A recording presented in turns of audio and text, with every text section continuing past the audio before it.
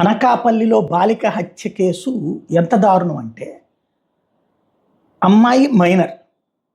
అసలు ఈ మైనర్లకు ఉండే హక్కు, మైనర్ల జోలికి వెళ్ళకూడదు అన్నటువంటి విషయాలు తెలియట్లేదో ఏంటో తెలియదు. వాళ్ళు ప్రేమించానన్నా ప్రేమించకూడదు, వాళ్ళు పెళ్లి చేసుకుంటానన్నా అంగీకరించకూడదు, అది నేరం అన్నటువంటి విషయం తెలియట్లేదు. ఇక్కడ మైనర్ బాలిక చనిపోయినటువంటి సంఘటన విషయంలో దారుణం ఏంటంటే, ఆ నిందితుడు సురేష్ అనేటువంటి వాడు గతంలోనే అమ్మాయిని వేధించాడని చెప్పి తల్లిదండ్రులు కేసు పెట్టారు.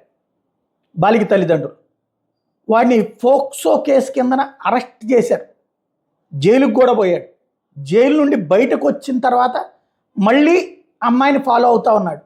ఈ విషయాన్ని కూడా పోలీసులకి కంప్లైంట్ చేశారు తల్లిదండ్రులు. నిన్న ఆ బాలిక ఇంట్లోకి దూరి నక్కి అక్కడే ఉన్నాడు సురేషు. ఆ తర్వాత ఈ హత్యకి పాల్పడ్డాడు. ప్రస్తుతం ఈ వ్యవహారానికి సంబంధించి మేము ఎవరు కారణం ఉన్నా సరే వదిలిపెట్టమని చెప్తూ ఉన్నారు అటు అనిత, హోంమంత్రి అనిత. బట్ ఇలాంటి ఘాతుకాలు ఎలాగ జరుగుతున్నాయి అంటే, మైనర్ల పట్ల ఈ మైనర్లని వేధించేటటువంటిదే. వాళ్ళని ప్రేమ, పెళ్ళి ఇట్లాంటి వాళ్ళు ఇష్టపడ్డారు అని చెప్పినా కూడా అది నేరమే. వాళ్ళతో చేసేటటువంటి కార్యక్రమం, వాళ్ళని ప్రేమించిన నేరమే అవుతుంది, వాళ్ళని పెళ్లి చేసుకున్న నేరమే అవుతుంది.